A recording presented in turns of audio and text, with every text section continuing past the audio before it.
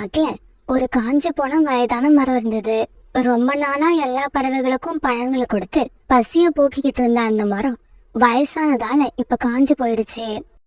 ஒரு நாள் சோனா குருவி அந்த மரத்துக்கு தண்ணீர் ஊத்துறதுக்காக அந்த மரத்துக்கிட்ட போச்சு. அம்மா, இந்த மரத்துக்கு வயசாகி போய் காஞ்சி போயிடுச்சு. இந்த மரத்தால இனிமே நமக்கு எந்த புண்ணியமும் இல்ல. இந்த மரத்தால நமக்கு பழங்களையும் கொடுக்க முடியாது, குளுமையான காத்தையும் கொடுக்க முடியாது. குக்கு, நீ சொல்றது உண்மைதான். இந்த மரத்துக்கு வயசாயிடுச்சுதான். இந்த மரத்தால இதுக்கப்புறம் நமக்கு எதையும் கொடுக்கவும் முடியாது. ஆனா இந்த மரம் இளமையா இருந்தப்ப நமக்கு நிறைய பழங்களை கொடுத்துருக்கு. அந்த பழங்களை நான் சாப்பிட்டிருக்கேன். அப்புறம் அந்த பழங்களை கொடுத்துதான் நான் உன்னையே வளர்த்தேன். அதனால இந்த மரத்தை நான் என்னோட அம்மா மாதிரி நினைக்கிறேன். இந்த மரம் கீழே வேற வரைக்கும் இதுக்கு நான் தண்ணி ஊத்திக்கிட்டே தான் இருப்பேன். இப்படி சொன்ன சோனா குருவி தான் எடுத்துட்டு வந்த தண்ணீரை அந்த மரத்தோட வேர்களுக்கு ஊத்துச்சு. அம்மா, இந்த ஒரு வாளி தண்ணீரை நீங்க எவ்வளவு தூரத்துல இருந்து தூக்கிட்டு வரீங்க? அவ்வளவு தண்ணியும் வெட்டித்தனமா இந்த மரத்தோட வேர்ல ஊத்திட்டீங்க. நீங்க இப்ப இந்த தண்ணிய ஊத்துறதால இந்த மரம் மறுபடியும் நமக்கு பழங்களை தரப்போறது கிடையாது. குக்கு, இன்னும் கொஞ்ச நாள் போனா எனக்கு வயசாகிடும். என்னால பறக்கவும் முடியாது, உணவு தேடவும் போக முடியாது. அப்ப நான் படுத்த படுக்கையா இருப்பேன். அதாவது என்னால உனக்கு எதையும் கொடுக்க முடியாது. அந்த சமயத்துல நீ எனக்கு உணவும் தண்ணீரும் கொண்டு வந்து கொடுப்பியா? இல்ல அம்மா இதுக்கப்புறம் தேவையில்லைன்னு கண்டுக்காம விட்டுடுவியா? அம்மா அம்மா, தயவு செய்து இப்படி எல்லாம் பேசாதீங்கம்மா. நான் பெரிய தப்பு பண்ணிட்டேன். இதுக்கப்புறம் இந்த மரத்துக்கு நீங்க தண்ணி ஊத்த வேண்டாம், நானே கொண்டு வந்து ஊத்துறேன். காலுக்காகவும் கோரிக்காகவும் தங்களுடைய காட்டுல காஞ்ச மரங்கள் இல்லாதால ரொம்ப தூரம் பறந்து வந்து ஒரு காட்டுல இருந்த காஞ்சி போன மரங்களை வெட்டிக்கிட்டு இருந்தாங்க. கோரி, நாம இந்த தடவை நல்ல வலிமையான வீட்டை கட்டியாகணும். அதாவது நாம இப்ப கட்டுற வீடு இன்னும் 2-3 வருஷத்துக்கு நிலைச்சு நிக்கணும். காலுஜி, வெட்டி பேச்சு பேசாம வேக வேகமா மரத்தை வெட்டுங்க. இன்னைக்கு சாயங்காலத்துக்குள்ள நாம மரத்தை வெட்டி எடுத்துக்கிட்டு நம்ம காட்டுக்கு போயாகணும். கோரி இப்படி சொன்ன உடனே காலுக்காக வேக வேகமா மரத்தை வெட்ட ஆரம்பிச்சது. காலுக்காக இப்படி வெட்டி போட்ட மரத்துண்டுகளை எல்லாம் கோரிக்காக ஒரு கைத்தால கட்டி வச்சது. கோரி, இப்ப நாம வீடு கட்ட தேவையான மரங்களை வெட்டி முடிச்சிட்டோம்னு நினைக்கிறேன். சீக்கிரமா நாம நம்ம காட்டுக்கு கிளம்பி போவோம். இப்படி பேசிக்கிட்ட காங்கள் 2 பேரும் பிறகு மரக்கட்டைகளை தூக்கிட்டு தங்களுடைய காட்டுக்கு பறந்து போனாங்க. மறுநாள் பொழுது விடிஞ்சிச்சு. காலுக்காகவும் கோரிக்காகவும் அவங்க எடுத்துட்டு வந்த மரக்கட்டைகளை வச்சு வீடு கட்ட ஆரம்பிச்சாங்க. காலுஜி, இந்த மாமரத்து மேல நம்ம வீட்டை கட்டிக்கிட்டா உணவுக்கு தூரமா போய் அலைய வேண்டிய வேலை இருக்காது. ரொம்ப சரியா சொன்ன கோரி. நாம இந்த மாமரத்து மேலேயே வீடு கட்ட ஆரம்பிப்போம். அதுக்கப்புறம் இந்த மாமரத்து மேல வேற எந்த பறவைகளும் வந்து உட்கார நாம அனுமதிக்க கூடாது. இப்படி பேசிக்கிட்ட காவல் 2 பேரும் பிறகு அந்த மாமரத்து மேல வீடு கட்ட ஆரம்பிச்சாங்க. அன்னைக்கு சாயங்காலம் ஆச்சு. காவங்கள் அவங்க கட்ட ஆரம்பிச்ச வீட்டை பாதிதான் கட்டி முடிச்சிருப்பாங்க. அதுக்குள்ள அவங்க எடுத்துட்டு வந்திருந்த மரக்கட்டைகள் தீர்ந்து போயிடுச்சு. காலுஜி, மரக்கட்டைகள் தீர்ந்து போயிடுச்சு. இதுக்கப்புறம் நாம நாளைக்கு தூரமா உள்ள காட்டுக்கு போய் மரக்கட்டைகளை எடுத்துக்கிட்டு வந்தாதான் இந்த வீட்டை கட்டி முடிக்கலாம். கோரி, மீதி வீட்டை கட்டி முடிக்க இன்னும் கொஞ்சம் மரக்கட்டைகள் இருந்தா போதும். இரு, நம்ம காட்டுலயே ஏதாவது காஞ்ச மரங்கள் இருக்கான்னு தேடி பாக்குறேன். இப்படி சொன்ன காலுக்காக ஒரு உயரமான மரத்தோட உச்சியில போய் உட்காந்து காஞ்ச மரம் ஏதாவது இருக்கான்னு இந்த பக்கமும் அந்த பக்கமும் தேடி பார்த்தது. காலுக்காக இப்படி பாக்குறப்ப சோனா குருவி வீட்டுக்கிட்ட இருந்த காஞ்ச மரத்தை பாத்துருச்சு. கோரி, சீக்கிரமா ஒரு கோடாரி எடுத்துக்கிட்டு என் கூட வா. சோனா குருவி வீட்டுக்கிட்ட ஒரு காஞ்ச மரம் இருக்கு. இப்படி பேசிக்கிட்ட காவங்கள் உடனே கோடாரி எடுத்துக்கிட்டு அந்த மரத்தை நோக்கி பறந்து போனாங்க. அந்த சமயத்துல இரவு உணவு சாப்பிட்டு முடிச்ச சோனா குருவியும் குக்குவும் தங்களுடைய கூட்டுல படுத்து தூங்க ஆரம்பிச்சாங்க. அந்த சமயத்துல யாரோ மரத்தை வெட்டுற சத்தம் கேட்டது. உடனே குக்கு எழுந்திருச்சு ஜன்னல் வழியா வெளியே எட்டி பார்த்தா. அம்மா அம்மா, நம்ம வீட்டுக்கிட்ட இருக்கிற காஞ்ச மரத்தை காங்கள் வந்து வெட்டிக்கிட்டு இருக்காங்க, சீக்கிரம் வாங்க. உடனே சோனா குருவியும் குக்கும் வீட்டை விட்டு வெளியில வந்து அந்த காஞ்ச மரத்துக்கிட்ட போனாங்க. காங்களே, மரத்தை வெட்டுறதை நிறுத்துங்க, இந்த மரத்தை வெட்டாதீங்க. இங்க பாரு சோனா, எங்களுக்கு வீடு கட்ட இன்னும் கொஞ்சம் மரக்கட்டைகள் தேவைப்படுது. அதுக்காக நாங்க இந்த மரத்தை வெட்டிதான் ஆகணும். இது நீ தடுக்க கூடாது. இந்த மரம் என்னோட மரம். இந்த மரத்தை நீங்க வெட்டக்கூடாது. நான் சொல்றதையும் மீறி நீங்க வெட்டினீங்கன்னா நான் கண்டிப்பா பருந்து மகாராஜா கிட்ட போய் உங்களை பத்தி கம்ப்ளைண்ட் பண்ணுவேன். பரந்த மகாராஜா பேரை கேட்டதுமே காங்கள் 2 பேரும் மரத்தை விட்டு கீழே இறங்கி வந்தாங்க. இங்க பாரு சோனா, இந்த காஞ்சி போன மரத்தை வெட்டுறதால உனக்கு என்ன வந்துச்சு? ஏன் எங்களை இந்த மரத்தை வெட்ட விடாம தடுக்கிற? இங்க பாருங்க, இந்த மரம் என்னோட அம்மா மாதிரி. இந்த மரத்துல இதுக்கப்புறம் இலைகளோ காய்களோ பழங்களோ வராம போகலாம். இருந்தாலும் இந்த மரத்தை நான் பாதுகாப்பேன். இந்த மரம் அதுவா கீழே சாயிற வரைக்கும் இதை யாரையும் வெட்ட அனுமதிக்க மாட்டேன். சோனா, உன்னோட பேச்சு பைத்தியக்காரத்தனமா இருக்கு. இந்த காஞ்சி போன மரத்துக்காக எங்களை பகச்சிக்காத, அதனால உனக்கு வீண் பிரச்சனைகள் வரும். காங்களே, நான் உங்களுக்கு பயப்பட மாட்டேன். எனக்கு இந்த மரம் தான் முக்கியம். அதுக்காக நான் எதையும் சந்திக்க தயாரா இருக்கேன். சோனா குரு இப்படி சொன்னதும் பிறகு காங்கள் 2 பேரும் தங்களுடைய கோடாரியை எடுத்துக்கிட்டு அங்க இருந்து பறந்து போனாங்க. அம்மா, அந்த காங்கள் ரொம்பவும் கோவமா போறாங்க. இதனால அவங்க நமக்கு ஏதாவது தொல்லை கொடுத்துக்கிட்டே இருப்பாங்க. அவங்க என்ன வேணாலும் தொல்லை கொடுக்கட்டும். இந்த மரத்துக்காக நான் எந்த கஷ்டத்தையும் தாங்க தயாரா இருக்கேன். இப்படி பேசிக்கிட்ட சோனா குருவியும் குக்குவும் கொஞ்ச நேரத்துல அப்படியே தூங்கிட்டாங்க. மறுநாள் பொழுது விடிஞ்சிச்சு. மறுநாள் காலையில பரந்த மகாராஜா தன்னுடைய அரண்மனை வீரர்களை கூப்பிட்டு அவங்க கிட்ட இந்த மாதிரி பேச ஆரம்பிச்சாரு. வீரர்களே, நம்ம அரண்மனைக்கு பின்புறம் சிப்பாய்களுக்காக வீடு கட்டுற வேலைகள் நடந்துகிட்டு இருக்கு. அந்த வேலையை முடிக்க இன்னும் கொஞ்சம் மரக்கட்டைகள் தேவைப்படுது. நம்ம காட்டுல காஞ்ச மரங்கள் எதுவும் இல்லாததால நீங்க சீக்கிரமா தூரமா உள்ள காட்டுக்கு போய் காஞ்ச மரக்கட்டைகளை வெட்டி எடுத்துக்கிட்டு வாங்க. பரந்த மகாராஜா இப்படி சொன்னதும் அரண்மனை சிப்பாய்கள் கோடாரியை எடுத்துக்கிட்டு தூரமா உள்ள காட்டை நோக்கி பறக்க ஆரம்பிச்சாங்க. வீரர்கள் இப்படி கோடாரியோட பறந்து போறத பார்த்த காலுக்காகவும் குறிக்காகவும் அவங்கள நிறுத்தி இப்படி பேச ஆரம்பிச்சாங்க. வீரர்களே, இவ்வளவு பேரும் கோடாரியை எடுத்துக்கிட்டு எங்க போறீங்க? எதுக்காக போறீங்க?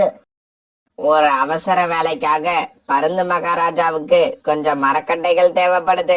அதை எடுத்துக்கிட்டு வர்றதான் தூரமான காட்டுக்கு போய்கிட்டு இருக்கோம்.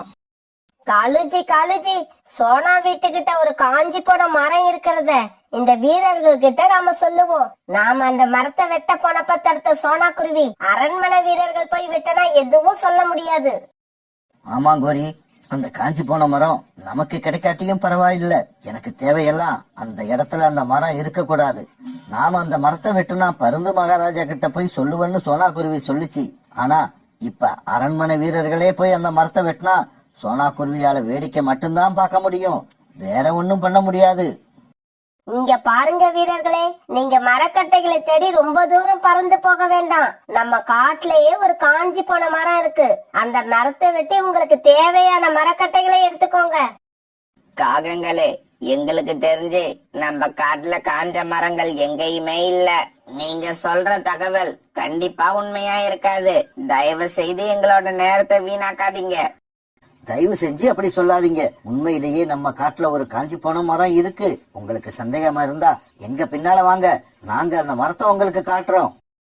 இங்க பாருங்க காகங்களே, நாங்க இன்னைக்கு சாயங்காலத்துக்குள்ள மரக்கட்டைகளை வெட்டி எடுத்துக்கிட்டு அரண்மனைக்கு போயாகணும். நீங்க சொன்ன மாதிரி காஞ்சு போன மரம் இந்த காட்டுல இல்லன்னா அதுக்கான தண்டனை கண்டிப்பா உங்களுக்கு கிடைக்கும். வீரர்களே, உங்களுக்கு அப்படி ஒரு மரத்தை நாங்க காட்டலன்னா நீங்க கொடுக்கிற தண்டனையை நாங்க தாராளமா ஏத்துக்கிறோம். முதல்ல எங்க கூட கிளம்புங்க. அந்த மரத்தை நீங்க வெட்டணும். அந்த மரம் வேரோட கீழே விழணும். அதுதான் எங்களோட ஆசை. பிறகு காங்கள் முன்னாடி பறந்து போக அரண்மனை வீரர்கள் பின்னாடியே பறந்து போனாங்க. அன்னைக்கு காலையில வீட்டை விட்டு வெளியே வந்த சோனா குருவும் குக்குவும் தங்களோட வீட்டுக்கிட்ட இருந்த காஞ்சு போன மரத்தை பார்த்துட்டு ரொம்பவும் ஆச்சரியமானாங்க. ஏன்னா அந்த மரம் பூரா பசுமையான இலைகளும் விதவிதமான பழங்களும் காய்ச்சி துவக்கிட்டு இருந்தது. இத பார்த்த சோனா குருவிக்கு சந்தோஷம் தாங்கல. அம்மா, மாம்பழம், சாத்துக்குடி, ஸ்ட்ராபெரி, கொய்யாப்பழம், திராட்சை பழம், இப்படி எல்லா பழங்களும் ஒரே மரத்துல காய்ச்சி இருக்கு. குக்கு, என்னால இதை நம்பவே முடியல. அதே சமயம் நம்பாம இருக்கவும் முடியல. சோனா குருவியும் குக்குவும் இப்ப பேசிக்கிட்டு இருக்கப்ப அந்த காட்டோட வனதேவதை அங்க வந்தது. குருவியே, காஞ்சி போன மரத்துல எப்படி இவ்வளவு பழங்கள் வந்துச்சுன்னு ஆச்சரியப்படுறீங்களா? இதுக்கு காரணம் நீ இந்த மரத்து மேல வச்சிருந்த அன்புதான். சொந்த அம்மா அப்பாவையே வயசானதுக்கு அப்புறம் தேவையற்ற சுமையா நினைக்கிற இந்த காலத்துல ஒரு மரத்து மேல நீ காட்டின அன்பு என்ன ரொம்பவும் ஆச்சரியப்பட வச்சிருச்சு. நீ இந்த மரத்து மேல காட்டின அன்புக்காக தான் இந்த மரத்துக்கு நான் மறுபடியும் உயிர் உண்டாக்கி இருக்கேன். இந்த உலகத்துல அன்புக்கு ஈடு இணையா எதுவுமே கிடையாது. இப்படி சொன்ன அந்த வனதேவதை பிறகு அப்படியே மறைஞ்சு போயிடுச்சு. அம்மா அம்மா இதுல ஒரு பழத்தை எடுத்து நான் சாப்பிட்டு பார்க்கவா? குக்கு, ஒரு பழம் என்னடா, எத்தனை பழம் வேணாலும் இந்த மரத்துல இருந்து நீ எடுத்து சாப்பிடலாம், யாரும் எதுவும் சொல்ல மாட்டாங்க. இப்படி பேசிக்கிட்ட சோனா குருவியும் குக்குவும் பிறகு அந்த மரத்துல உள்ள பழங்களை பறிச்சு சாப்பிட ஆரம்பிச்சாங்க. இப்படி பழங்களை சாப்பிட்டு முடிச்சதும் சோனா குருவியும் குக்குவும் அவங்களோட நண்பர்களுக்கு கொடுக்க ஒரு கூட நிறைய பழங்களை பறிச்சு எடுத்துக்கிட்டாங்க. குக்கு, வா நம்ம புறா அங்கிள் ரீட்டா ஆண்டி வீட்டுக்கெல்லாம் போய் இந்த பழங்களை கொடுத்துட்டு வருவோம். இப்படி பழங்களை எடுத்துக்கிட்டு சோனா குருவியும் பியூட்டியும் பறந்து போன பிறகு காவங்களும் அரண்மனை வீரர்களும் அந்த இடத்துக்கு வந்தாங்க. அந்த இடத்துல காஞ்சு போன மரம் எங்கேயுமே இல்லாதால அரண்மனை வீரர்களுக்கு கோபம் வந்துருச்சு. காகங்களே, காஞ்சு போன மரம் எந்த இடத்துல இருக்குன்னு சீக்கிரம் எங்களுக்கு காட்டுங்க. காஞ்சு போன மரத்துல இப்ப இலைகளும் பழங்களும் இருக்கிறத பார்த்த காலுக்காகவும் குறிக்காகவும் அதிர்ச்சி ஆயிட்டாங்க. காலுஜி, இது எப்படி நடந்துச்சு? என்ன இந்த காஞ்சி போன மரத்துல இவ்வளவு பழங்கள் காய்ச்சி தொங்குது? அதுதான் கோரி, எனக்கும் புரியல. இப்ப நாம என்னதான் உண்மையை சொன்னாலும் இந்த வீரர்கள் ஒத்துக்க மாட்டாங்க. இவங்க கிட்ட இருந்து எப்படி தப்பிக்கிறதுனே தெரியல. வீரர்களே, நாங்க சொல்றத நம்புங்க. இந்த மரம் உண்மையிலேயே காஞ்சி போன மரம் தான். ஆனா இப்ப திடீர்னு இந்த மரம் இலைகளும் பழங்களுமா காட்சி அளிக்குது. இது எப்படின்னு எங்களுக்கு சத்தியமா தெரியல. எப்படின்னு தெரியலையா? இதோ அது எப்படின்னு இப்ப நாங்க உங்களுக்கு தெரிய வைக்கிறோம். இப்படி சொன்ன அரண்மனை வீரர்கள் காங்கள் மேல பாஞ்சி அவங்கள அடிக்க ஆரம்பிச்சாங்க. அடிக்காதீங்க, அடிக்காதீங்க, தயவு செய்து எங்களை அடிக்காதீங்க. நாங்க சொல்றது எல்லாமே உண்மை, எங்களை நம்புங்க. தயவு செஞ்சு எங்களை அடிக்காதீங்க. இப்படி ஒரு நாள் காங்களை போட்டு அடிச்சாங்க. பிறகு அவங்கள அங்கேயே அப்படியே விட்டுட்டு ரொம்ப தூரத்துல உள்ள காட்டுக்கு பறந்து போனாங்க. காலேஜி, உண்மையை சொன்னா நல்லது தானே நடக்கும்னு சொல்லுவாங்க. ஆனா நாம உண்மையை சொல்லியும் நமக்கு ஏன் இப்படி நடக்குது? கோரி, நாம சொன்னது உண்மையா இருந்தாலும் அந்த உண்மையை நாம நல்ல எண்ணத்தோடு சொல்லல. சோனா குருவிக்கு கெடுதல் பண்ணணுங்கிற கெட்ட எண்ணத்துலதான் சொன்னோம். அப்படின்னா நம்ம எண்ணம் நல்லா இருந்தாதான் நமக்கு நடக்கிறதும் நல்லதாவே நடக்கும். அப்படிதானே?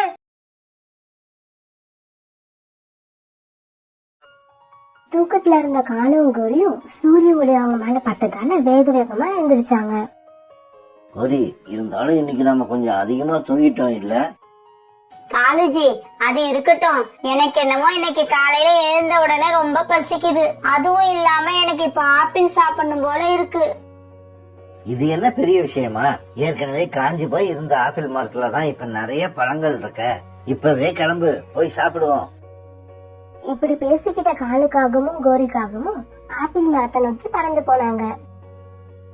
இப்படி போன இவங்க ஆப்பிள் மரத்துல உட்காந்து ஆளுக்கு ஒரு ஆப்பிள சாப்பிட ஆரம்பிச்ச உடனே தூக்கத்துல இருந்த ஆப்பிள் மரம் கண் விழிச்சு பார்த்தது. காலுவையும் கோரியையும் பார்த்ததுக்கு ரொம்ப கோபம் வந்தது. காலு, கோரி, உங்க 2 பேருக்கும் எவ்வளவு துணிச்சல்! என்ன ஒரு வார்த்தை கூட கேட்காம எப்படி என்னோட ஆப்பிள்களை பறிச்சீங்க? அதுவும் நான் தூக்கத்துல இருக்கிறப்ப. உங்களால என் தூக்கம் இப்ப கெட்டு போச்சு. என் தூக்கத்தை கெடுத்தது எவ்வளவு பெரிய தப்புன்னு இப்ப நான் உங்களுக்கு புரிய வைக்கிறேன். இப்படி சொன்ன மரம் தன்னோட கிளைகளை வேகமா இப்படியும் அப்படியும் ஆட்ட காலுவும் கோரியும் பரிதாபமா கீழே விழுந்தாங்க. ஐயோ காலுஜி, என்னால எழுந்து நிக்க முடியுமான்னே சந்தேகமா இருக்கு. என்னோட இடுப்பு எலும்பு உடைஞ்ச மாதிரி ஒரு சத்தம் வேற கேட்டுச்சு. நான் மட்டும் என்ன நல்லாவா இருக்கேன்? என் தலையில அடிபட்டு ரத்தம் வருது. சத்தம் போடாம 2 பேரும் இடத்த காலி பண்ணுங்க. என் தூக்கத்தை கெடுத்தா என்ன நடக்கும்னு இப்ப தெரிஞ்சிருக்கும்னு நினைக்கிறேன். இனிமே இந்த மரத்து பக்கம் எப்பவும் வந்துடாதீங்க. மரம் இப்படி சொன்ன உடனே பறந்து போன காலு கோரியோட நிலைமைய பார்த்துட்டு சோனா குருவியும் புறாவும் இவங்கள வழியில நிறுத்தினாங்க. காலுஜி காலுஜி, என்ன பார்த்து இறக்குங்க. இன்னொரு தடவை நான் கீழே விழுந்தேன், அவ்வளவுதான். கோரி அக்கா, என்னாச்சு உங்களுக்கு? உங்க இடுப்புக்கு என்ன ஆச்சு? அத ஏன் சொன்னா கேக்குற?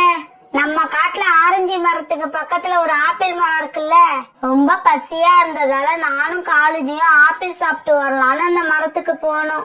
ஆளுக்கு ஒரு ஆப்பிள தான் கடிச்சிருப்போம். அந்த மரத்துக்கு என்ன ஆச்சுன்னே தெரியல. வெறி பிடிச்ச மாதிரி அந்த மரம் அப்படி ஒரு ஆட்டம் ஆடி எங்க 2 பேரையும் கீழே தள்ளிடுச்சு. கீழே விழுந்ததுல எனக்கு என்னமோ இடுப்பு எலும்பு முறிஞ்ச மாதிரி இருக்கு. காலேஜுக்கு தலையில அடிபட்டுடுச்சு. கோரியக்கா, நீங்க என்ன சொல்றீங்க? அந்த ஆப்பிள் மரம் இது வரைக்கும் அந்த மாதிரி செஞ்சதே இல்லையே. நீங்க அந்த மரத்துக்கு கோபம் வர மாதிரி ஏதாவது பேசுனீங்களா? ஆனா நான் எதுவுமே பேசல. நான் சொல்றத நம்பு. சோனா, கோரி எப்பவுமே மத்தவங்களுக்கு கோபம் வர்ற மாதிரி தான் பேசும். இத நானும் ஒத்துக்கிறேன். ஆனா இன்னைக்கு கோரி எதுவுமே தப்பா பேசல. அந்த ஆப்பிள் மரத்துக்கு இப்ப ரொம்ப ஆணவம் பிடிச்சு போயிருக்கு. அது இனிமே தன்னோட பழங்களை யாரையும் சாப்பிட விடாது. சோனாவா, இப்பவே போய் அந்த ஆப்பிள் மரத்தை ஏன் இப்படி நடந்துகிட்டேன்னு கேப்போம். கோரியக்கா, நீங்களும் எங்க கூட வாங்க. நான் வரல சோனா அந்த மரத்துக்கிட்ட. முதல்ல நான் இப்ப ஹாஸ்பிட்டலுக்கு போய் டாக்டரை பார்க்கணும். பிறகு புறாவும் சோனாவும் அந்த ஆப்பிள் மரத்துக்கிட்ட வந்தாங்க. புறாண்ணா, ஆப்பிள் மரம் தூங்கிட்டு இருக்கு. அதனால என்ன? இதோ இப்பவே நான் அதை எழுப்பி விடுறேன். எழுந்திரி மரமே, எழுந்திரி. நாங்க உன்னோட பழங்களை சாப்பிட வந்திருக்கோம். புறாவோட சத்தத்தால கண் விழிச்ச மரத்துக்கு புறாவையும் சோனாவையும் பார்த்த உடனே பயங்கர கோபம் வந்துச்சு. ஏய் புறா, போ அந்த பக்கம். தூங்குற என்ன எழுப்புறதுக்கு எவ்வளவு துணிச்சல் உங்களுக்கு? நான் தூங்குறேன்னு தான் தெரியுதுல்ல, அப்படியே ஏன் என்ன எழுப்புறீங்க? மரண்ணா, நான் தான் சோனா குருவி. புறாவும் நானும் தான் வந்திருக்கோம். எங்களுக்கு ரொம்ப பசிக்குது. நாங்க உங்களோட ஆப்பிள சாப்பிட வந்திருக்கோம். சோனா, புறா, நான் தூங்கிக்கிட்டு இருக்கேன்னு உங்க 2 பேருக்கும் என்ன பார்த்தா தெரியல. என்னை எழுப்பி விட்டு இப்படி தூக்கத்தை கெடுத்துட்டீங்களே. மரமே, எங்களை மன்னிச்சிடு. எங்களுக்கு ரொம்ப பசியா இருக்கு. அதனாலதான் உன்னை தூக்கத்துல இருந்து எழுப்ப வேண்டியதாயிடுச்சு. இங்க பாரு சோனா குருவி, நான் இப்ப தூங்கிக்கிட்டு இருக்கேன். நீங்க 2 பேரும் இப்ப போயிட்டு இன்னும் கொஞ்சம் நேரம் கழிச்சு வாங்க. நான் எப்ப நல்லா கண் விழிச்சு இருக்கணும் அப்ப நீங்க என்னோட ஆப்பிள்களை சாப்பிடலாம். இப்படி சொன்ன மரம் உடனே கண்களை மூடி தூங்க ஆரம்பிச்சிடுச்சு. சோனா, நம்ம இப்ப என்ன பண்றது? மரம் மறுபடியும் தூங்க ஆரம்பிச்சிடுச்சு. அதனால பரவாயில்ல புறானா, நாம இன்னும் கொஞ்ச நேரம் கழிச்சு வருவோம். அப்ப கண்டிப்பா ஆப்பிள் மரம் விழிச்சிருக்கும். இப்ப நாம கிளம்புவோம். இப்படி சொல்லிட்டு சோனா குருவியும் புறாவும் அங்கிருந்து கிளம்புனாங்க. அப்படி கிளம்புனவங்க காலுக்காகத்தோட வீட்டுக்கு போனாங்க. திரும்பி வந்த புறாவையும் சோனாவையும் பார்த்த காலுக்காகவும் கோரிக்காகவும் கிண்டல் பண்ணாங்க.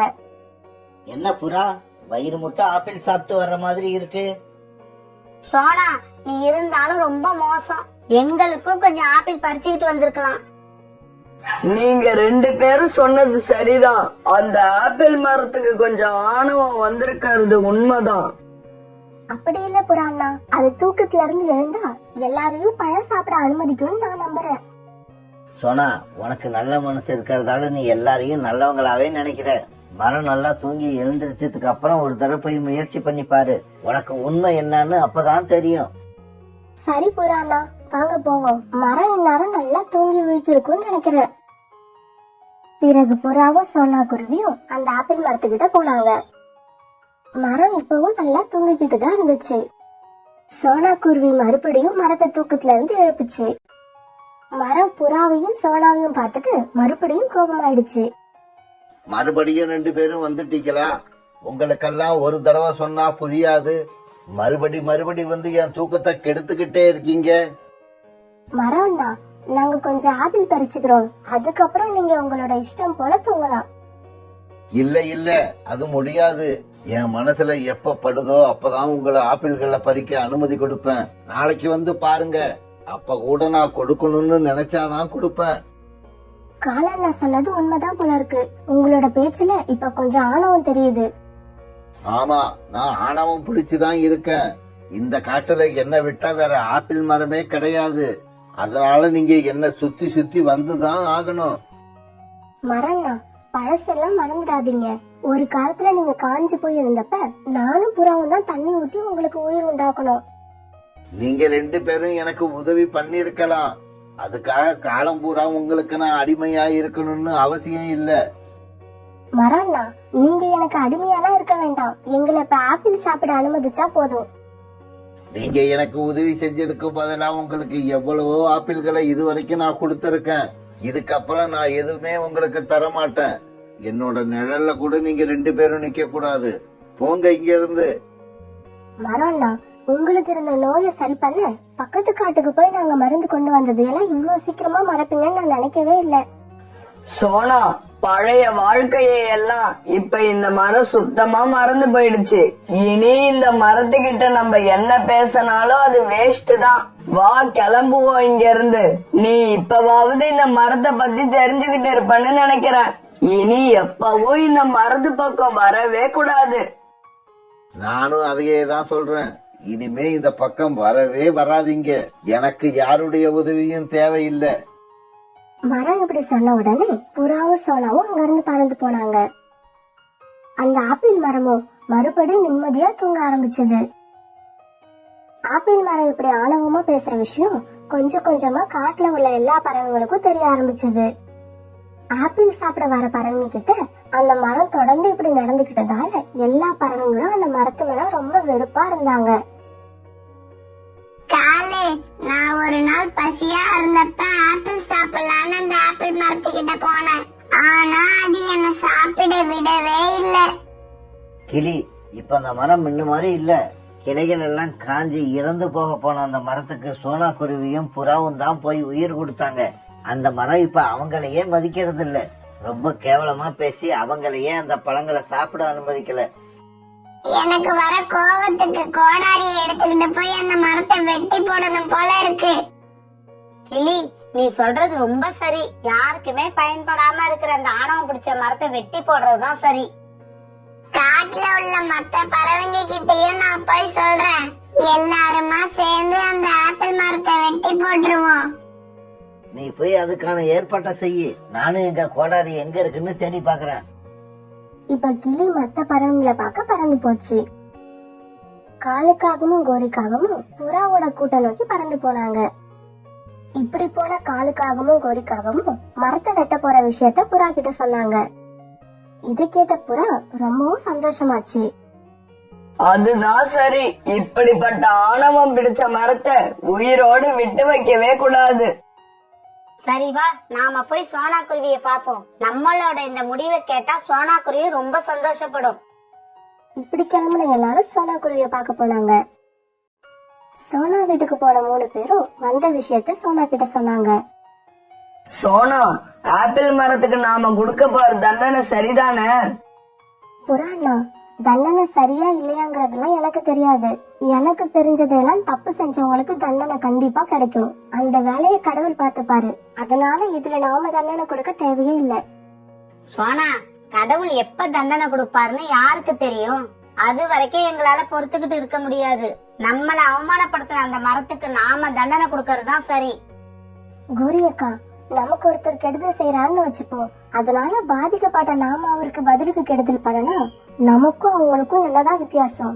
அதனால தண்டனை கொடுக்கற பொறுப்பை கடவுள் கிட்ட விட்டுட்டு நாம நம்ம வேலைய பாக்குறதுதான் எனக்கு சரின்னு தோணுது. சோனா, நீ வேணும்னா தண்டனை கொடுக்கற பொறுப்பை கடவுள் கிட்ட கொடுத்துட்டே இரு. எங்களால அப்படி இருக்க முடியாது. காலு, கோரி, வாங்க நம்ம கிளம்புவோம். புறா அண்ணா, ஒரு நிமிஷம் என் பேச்ச கேளுங்க. நீங்க அந்த மரத்துக்கு எந்த தண்டனையும் கொடுக்க நினைக்காதீங்க. சரியான நேரத்துல தேவையான தண்டனையை கடவுள் கண்டிப்பா கொடுப்பாரு. ஆனா சோனா குருவி சொன்னதை காதுல வாங்கிக்காம 3 பேரும் பறந்து போனாங்க. இப்படி பறந்து போன இவங்க மத்த பறவைங்களை போய் சந்திச்சாங்க. காலு, இங்க உள்ள எல்லாருமே அந்த மரத்தை வெட்ட சம்மதிச்சுட்டாங்க. அப்படின்னா நாளைக்கு காலையில எல்லாரும் கோடாரி எடுத்துக்கிட்டு அந்த ஆப்பிள் மரத்துக்கிட்ட வந்துடுங்க. கோரி இப்படி சொல்ல எல்லா பறவைங்களும் அங்க இருந்து கலைஞ்சு போனாங்க.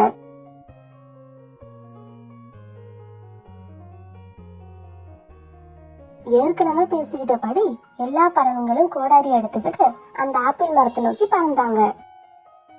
இப்படி பறந்து அந்த ஆப்பிள் மரத்துக்கிட்ட போய் உட்கார்ந்த இவங்க அந்த மரத்தை பார்த்துட்டு ரொம்ப அதிர்ச்சி ஆயிட்டாங்க. ஏன்னா அந்த மரத்தை ஏற்கனவே யாரோ வெட்டி போட்டு இருந்தாங்க. அந்த மரத்தை யார் வெட்டி போட்டிருப்பான்னு எல்லா பறவைங்களுக்குமே ஒரு பெரிய குழப்பம் வந்தது. கிளி, நீ தான் அந்த மரத்து மேல ரொம்ப கோபமா இருந்த.